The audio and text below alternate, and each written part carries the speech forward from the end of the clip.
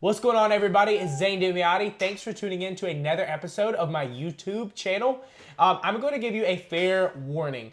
I am a big believer in messy action and not making any excuses. So with that being said, you're going to have to forgive any background noise that I have today.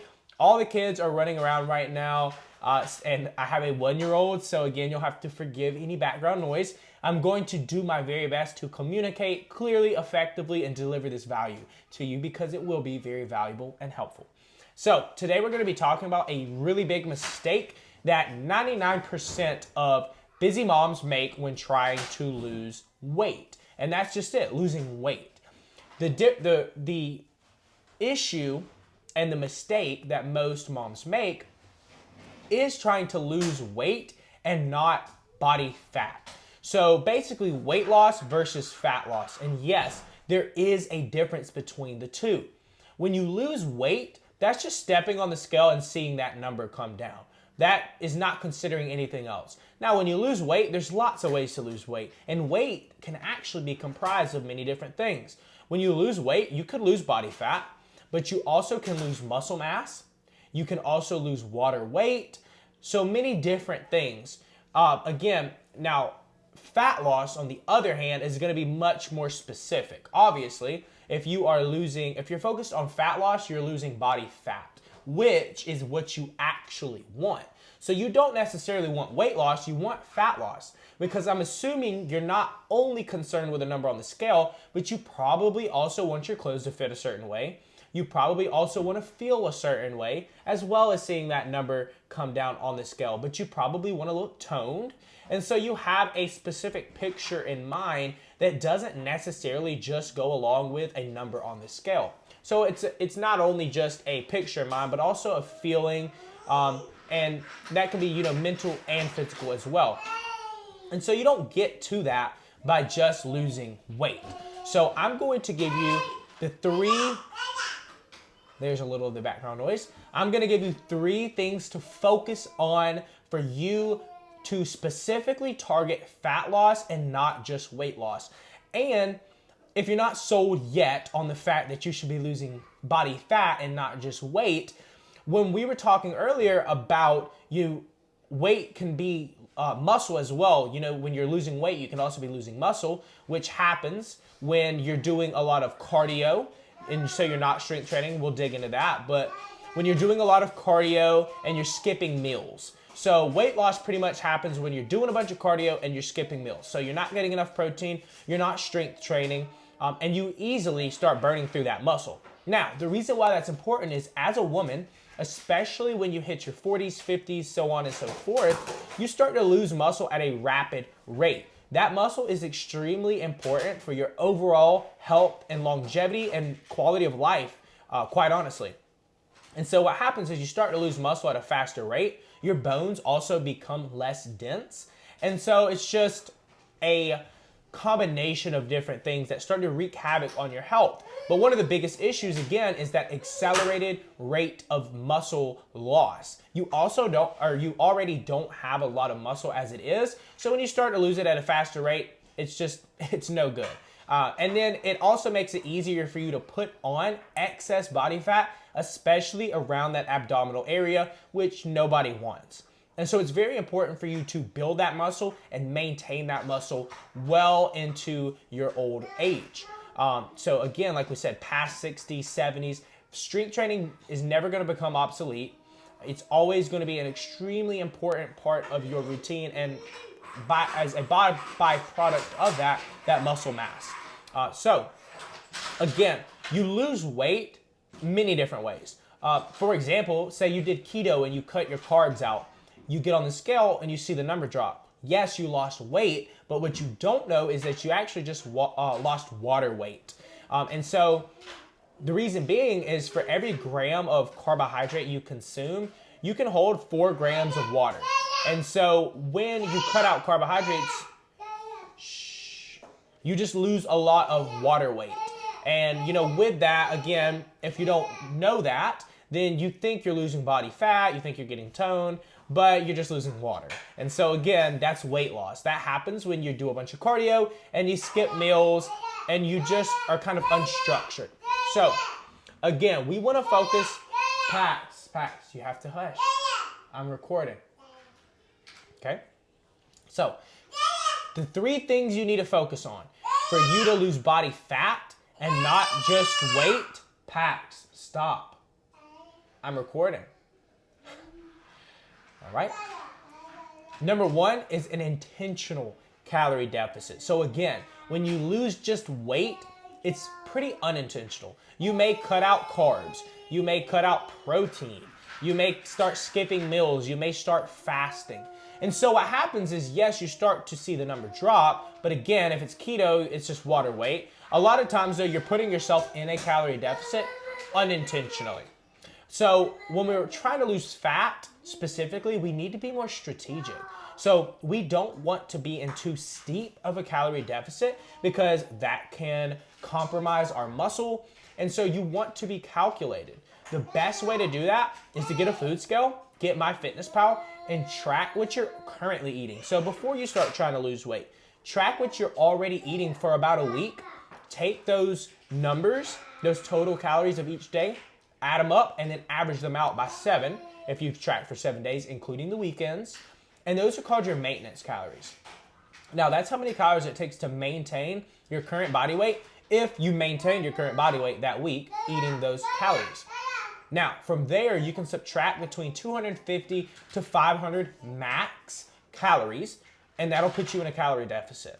Again, now you're calculated. And this comes in handy as well further down the road because then you can make calculated adjustments. I like to use the analogy of a GPS.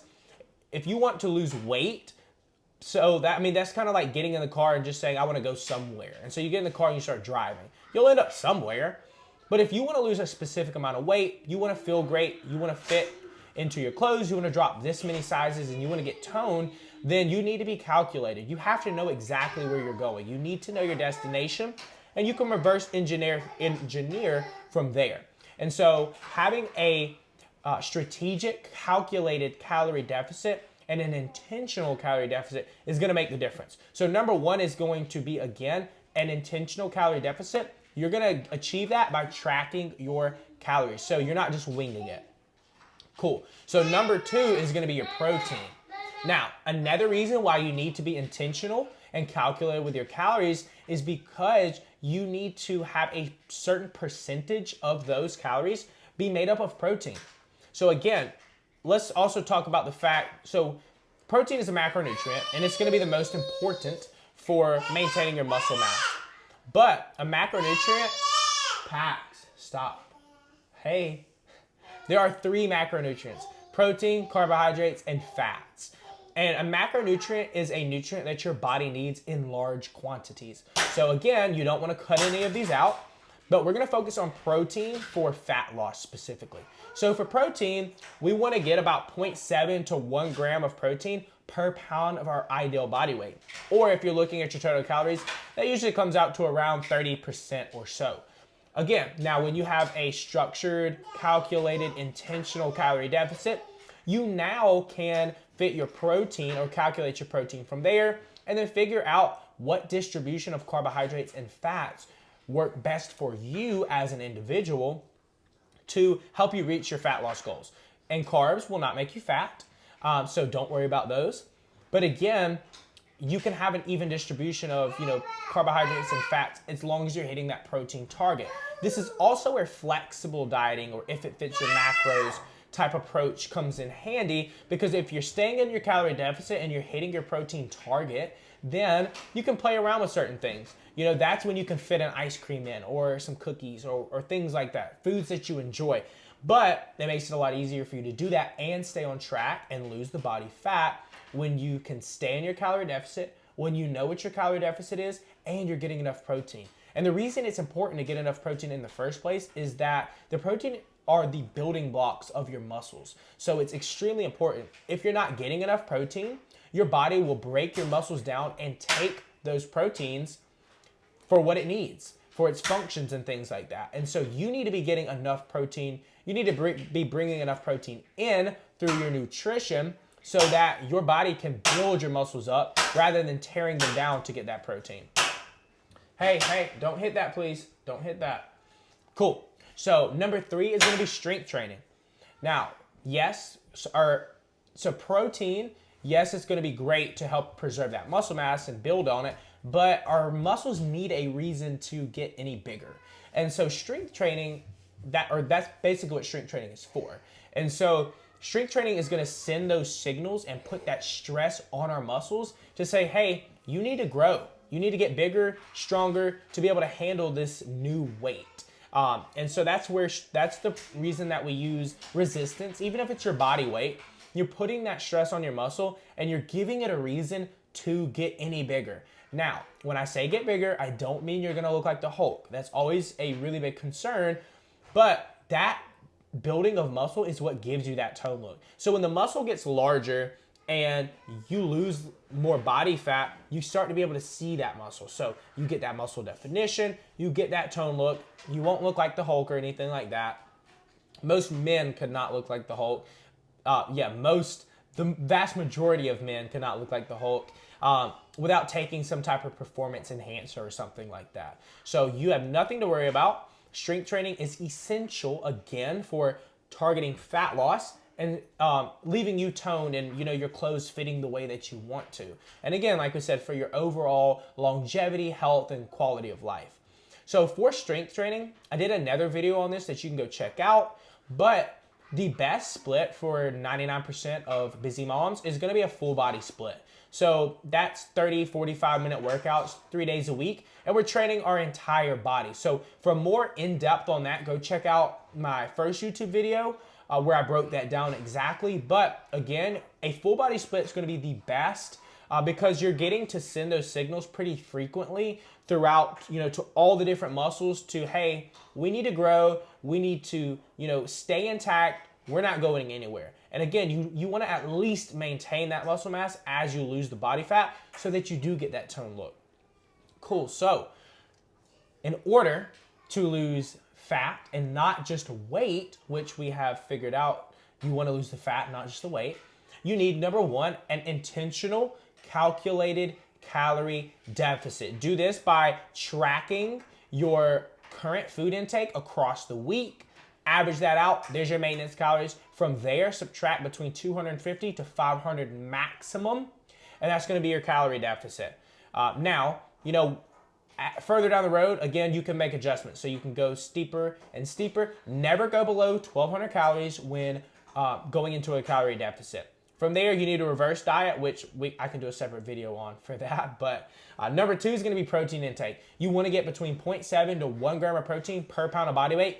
Or if you're looking at your overall calories, that comes out to about 30% or so, at least 30%.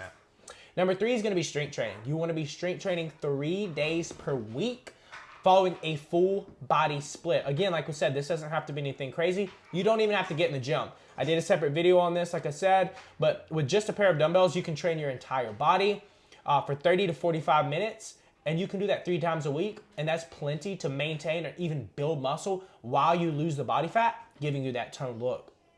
So I hope this was helpful, and I hope this was valuable. I hope the background noise wasn't too distracting. Like I said, I just wanted to deliver the value and no excuses. I'm going to get it done anyways.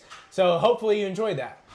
But check me out on Instagram, TikTok, Facebook, everything at Zane Dimiotti. Subscribe to this YouTube channel where I will be going more in depth, more often on specific things like that. But again, I hope that this was valuable. I hope you found this helpful, and I'll see you guys in the next one.